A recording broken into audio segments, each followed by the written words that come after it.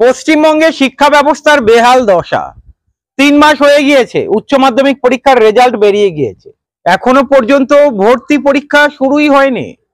আপনারা যদি চোখ রাখেন দেখবেন 17টা বিশ্ববিদ্যালয় এবং 460টার বেশি কলেজ রয়েছে যেখানে ভর্তি চালু হয়নি।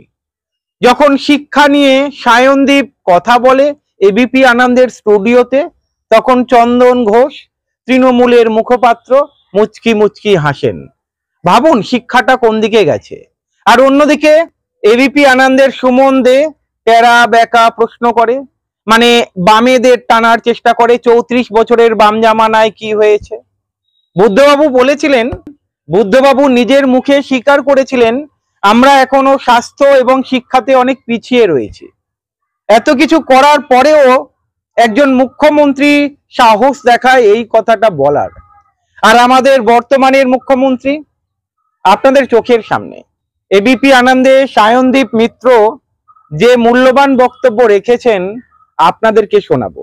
আর আপনারা এই ভিডিওতে এইটাও দেখতে পাবেন যে তন্ময় ঘোষ তৃণমূলের মুখপাত্র কিভাবে ব্যঙ্গ করে, মানে হাসা যেটাকে বলে, মানে মুচকি মুচকি হাসছে। আর সুমনদের প্রশ্নগুলো আপনারা শুনুন একবার, তারপরে কথা বলছি।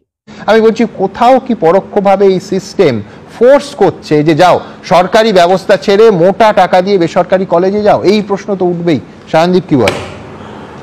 পার্থ চ্যাটার্জি জামিন পেয়েছেন, আবার শিক্ষামন্ত্রী হিসাবে যদি উনি দায়িত্ব পান, আমার মনে হয় সব সমস্যার সমাধান হয়ে যাবে, এত চিন্তার কোনো কারণ থাকবে না। জোকস অ্যাপার্ট, পশ্চিমবাংলার শিক্ষা ব্যবস্থার গত 14 বছরে কমায় পাঠিয়েছে তৃণমূল আর রাজ্যের মুখ্যমন্ত্রী, এখন শ্মশান নয় কবরস্থানে। একটা প্রজন্মকে তোমার মনে করিয়ে দিই, সেটা হচ্ছে বুদ্ধদেব ভট্টাচার্য তৎকালীন মুখ্যমন্ত্রী আমাকে দেয়া সাক্ষাৎকারেই বলেছিলেন যে দুটো সেক্টরে আমার মনে হয় আমি তত সফল হতে পারিনি, একটা শিক্ষা আর একটা স্বাস্থ্য। যদি সফলতার চেহারা না হয়, এটাই তো বিরোধীদের বিশ্লেষণ, এটাই বামপন্থীদের থেকে শেখা উচিত, বুদ্ধবাবুর থেকে শেখা উচিত যে কোনো কিছুতেই আমাদের স্যাটিসফ্যাকশন ছিল না যা করেছে শিক্ষা ব্যবস্থার জন্য। তারপরে বুদ্ধদার মনে হচ্ছে আরো অনেক কিছু করবার সুযোগ ছিল। তৃণমূলের ওইসব বোধ বুদ্ধি কবে আসবে আমি জানি না। আমি বলছি একটা প্রজন্মকে খুন করেছে, হত্যা করেছে এই তৃণমূল কংগ্রেস। আমি বলছি যে সচেতন ভাবে রাজ্যের মুখ্যমন্ত্রী এবং তৃণমূলের সরকার একদিকে ফোর্স প্রাইভেটাইজেশন, আরেকদিকে ফোর্স মাইগ্রেশন চালু করার ব্যবস্থা করলো। এই রাজ্যের মুখ্যমন্ত্রীর মদতে সবাই যেটা আলোচনা করেছে, সরকারি উদ্যোগে শিক্ষা ব্যবস্থায় প্রাইভেট লিমিটেড এন্টারপ্রাইজ সেটা চালু করতে চাইছে। মুখ্যমন্ত্রীর মদতেই রাজ্যের সরকারি শিক্ষা ব্যবস্থা তুলে দিয়ে হয় বেসরকারি শিক্ষা ব্যবস্থার দিকে যাও, আর নয় ভিন রাজ্যে পড়বার ব্যবস্থা করো, সেই ব্যবস্থা করতে চাইছে। বাংলার তুলে না দিয়ে পাশাপাশি যদি বেসরকারি শিক্ষা প্রতিষ্ঠান হয় তো ভালো রাজ্যের পক্ষে। হ্যাঁ, সেটাই আসবো। বাংলার ছেলেদের কোনো উন্নত দেশে সরকারি থাকে, সমান্তরাল ভাবে বেসরকারি থাকে, কোনো ক্লাশ নেই। সেই বেসরকারি শিক্ষা প্রতিষ্ঠানে যে পরিমাণ পড়ার খরচ সেটা সাধারণ ঘরের ছেলে মেয়েদের দেওয়ার সুযোগ আছে।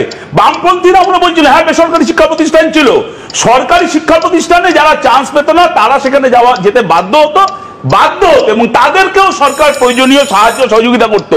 আমরা এসে ভাই করেছি, আমরা এই নিয়ে মুভমেন্ট করছি। কিন্তু একাধিক সেরা শিক্ষা প্রতিষ্ঠান বেসরকারি তোমাদের সময়ও ছিল, থাকবে অসুবিধা নেই। সরকারি প্রতিষ্ঠানগুলোকে ছাপিয়ে যেতে পারিনি, আমার কথা হলো এটা।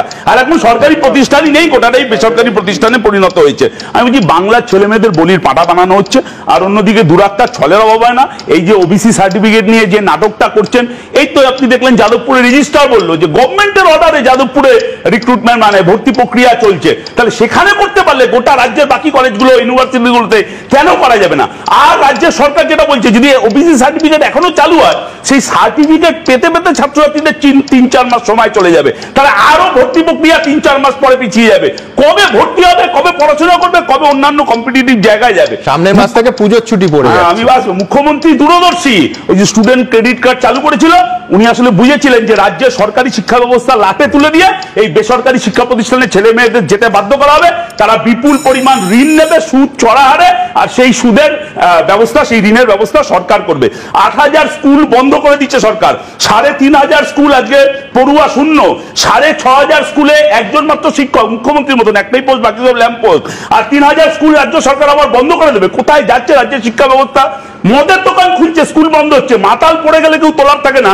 আর পশ্চিমবাংলার অর্থনীতি ওই মাতালরা তুলে দাঁড় করিয়ে রেখেছে। আপনারা হিসাব দিচ্ছিলেন উচ্চ মাধ্যমিকে 9.5 লক্ষ সিট, 3.5 লক্ষ ভর্তি হয়েছে, এখনো 6.5 লক্ষ তারা ভর্তি হবে না। ইচ্ছা করে এমন বিলম্ব করেছে ভর্তি প্রক্রিয়ায়, হয় তারা পরিযায়ী শ্রমিক হয়ে অন্য রাজ্যে চলে গেছে, আর না হলে বিপুল টাকা খরচা করে বেসরকারি শিক্ষা প্রতিষ্ঠানে পড়তে বাধ্য হয়েছে। আবার রাজ্যের মুখ্যমন্ত্রী হিপোক্রেসি ভবন বলছে পরিযায়ী শ্রমিকদের ফিরে আসতে বাধ্য করা হবে। আমি লাস্ট কথা, জয়েন্ট এন্ট্রান্স তার রেজাল্ট বেরো না, মেডিকেলে ভর্তি বন্ধ।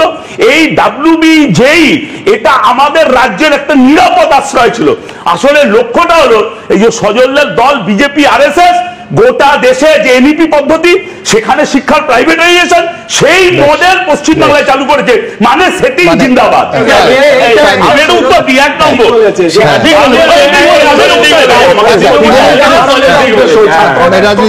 পশ্চিমবাংলায় শিক্ষা ব্যবস্থায় লালবাতি জ্বালিয়ে তন্ময় গাড়ির মাথায় নাকি নীলবাতি জ্বলছে।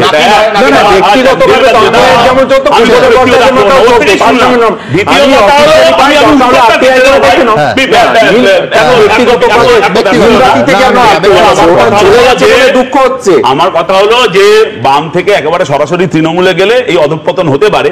ওটা এটা বোঝা উচিত যে পশ্চিমবাংলার বামফ্রন্ট সরকার গোটা দেশের বামফ্রন্ট সরকার নয়, তাই এখানে চাইলেও শুধুমাত্র বামফ্রন্ট সরকার একাই সরকারি শিক্ষা ব্যবস্থা করতে পারে না। আমার লাস্ট কথা যে বললাম না, দুরাত্মার ছলের অভাব হয় না, সরকার চাইলে পারে না। যখন সুপ্রিম কোর্ট আদালতে রায় দিয়ে বললো, মানে আদালত রায় দিল সমস্ত চাকরি বাতিল, তখন সেই চাকরি বাতিলের জন্য ভাতা চালু করলো রাজ্যের সরকার। তাহলে এই জয়েন্ট এন্ট্রান্সের যখন আদালতের অসুবিধায় বন্ধ হয়ে রয়েছে, তাহলে রাজ্য সরকার কিছু ইন্টারিম ব্যবস্থা বার করতে পারতো, করবে না। কারণ যেই বেসরকারি ফর্মুলা আছে 90% যাদবপুর এবং অন্যান্য প্রাইভেট বিশ্ববিদ্যালয়। সায়নদীপের কথার মধ্যে যথার্থ যুক্তি খুঁজে পেলাম। সায়নদীপ বললেন যেমন প্রাইভেটাইজেশনের প্রয়োজন রয়েছে, মানে বেসরকারি স্কুল কলেজের প্রয়োজন রয়েছে, তেমন সরকারি স্কুল কলেজের প্রয়োজন রয়েছে। আমাদের রাজ্যের দশা আপনাদের সামনে লুকিয়ে নেই, আপনারা নিজেরাই বলুন না। 3 মাস হয়ে গিয়েছে, উচ্চ মাধ্যমিক পরীক্ষার রেজাল্ট বেরিয়েছে, এখনো ভর্তি পরীক্ষা শুরু হলো না, আর 1 মাস পরেই পুজোর ছুটি পড়ে যাবে। মানে এটা কি চালাকি, মানে সরকারের চালাকি, যাতে আরো ডিলে করা যায়, আরো ডিলে করা যায়। এমনিতেও জানেন সরকারি স্কুলগুলোতে শিক্ষকের অভাব রয়েছে, কলেজগুলোতে প্রফেসরের অভাব রয়েছে। আর SFI যখন আন্দোলন করতে যায়, SFI কে মারধর করা, গ্রেপ্তার করা, পুলিশ দিয়ে আটকানো। রাজ্যের মানুষ কি দেখছে না? গতকাল কি দেখলেন? টেট পরীক্ষায় যারা উত্তীর্ণ হয়েছিল তাদের আন্দোলন দেখেছিলেন নিশ্চয়ই আপনারা। পুলিশ কিভাবে লাঠিপেটা করছে সেটাও দেখেছেন। মানে সময় ঘনিয়ে এসেছে, শিক্ষা ভেঙে পড়েছে, স্বাস্থ্য ভেঙে পড়েছে। স্বাস্থ্য ব্যবস্থা কি বলবো, কিছুদিন আগেই একটা ভিডিও দেখছিলাম, আপনারা দেখেছেন দশাগুলো, আপনারা দেখেছেন। আপনাদের জেলাতে যে সুপার স্পেশালিস্ট হসপিটাল বলে না, একবার ভিজিট করে আসুন, একবার দেখে আসুন, আপনারা বুঝে যাবেন অ্যাকচুয়ালি স্বাস্থ্যের অবস্থা কোন দিকে রয়েছে। যাই হোক, শিক্ষা নিয়ে আলোচনা করছি, শিক্ষা নিয়েই আপনাদেরকে শোনালাম। সায়নদীপ মিত্রের বক্তব্য আপনাদের কেমন লাগলো কমেন্ট করে জানাবেন। ভালো থাকবেন।